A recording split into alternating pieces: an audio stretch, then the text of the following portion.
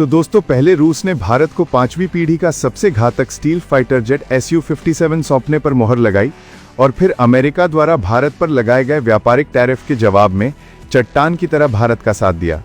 लेकिन ये तो सिर्फ एक झांकी थी। अब रूस ने भारत को एक ऐसा दमदार ब्रह्मास्त्र सौंपने का ऐलान कर दिया है जिसके नाम से ही चीन तो क्या, सुपर पावर अमेरिका भी थरथर कांपता है। और रही बात पाकिस्तान की, तो उसकी तो इस खेल में कोई बिसात ही नहीं है। इस महाशक्ति की एक छोटी सी झलक ऑपरेशन सिंदूर में तब देखने को मिली जब भारत के एक अदृश्य महाकाल ने दुश्मन के 80% हवाई हमलों को लॉन्च होते ही निगल लिया। दुश्मन के पायलटों के लिए आसमान ही उनकी चिता बन गया जब उनके 5 सबसे आधुनिक लड़ाकू विमान एक के बाद एक आग के शोलों में बदल गए।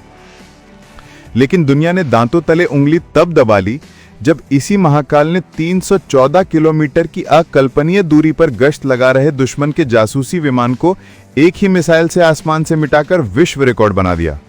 इस एक घटना ने पाकिस्तानी वायुसेना और उसके चीनी हथियारों का सारा गुरूर मिट्टी में मिला दिया। पर यह तो सिर्फ एक शुरुआत थी, असली खेल तो अब शुरू हुआ है। S-400 की इस ऐतिहासिक सफलता के बाद रूस ने भारत के सामने एक ऐसा प्रस्ताव रखा है जिसने चीन और अमेरिका दोनों के होश फाख्ता कर दिए हैं।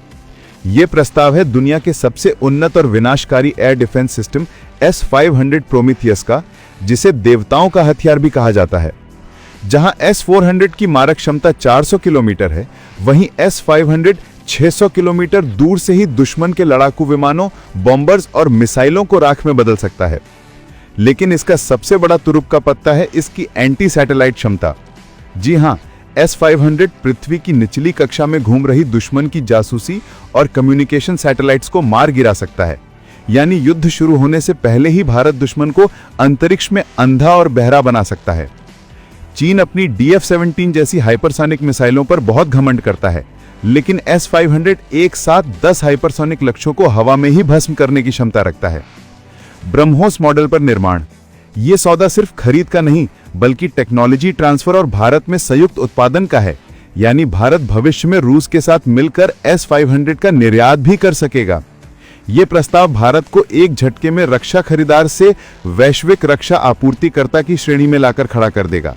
यह भारत को एक ऐसी अजेय रणनीतिक बढ़त देगा जिसकी बराबरी करना अगले 50 सालों तक किसी भी देश के लिए नामुमकिन होगा।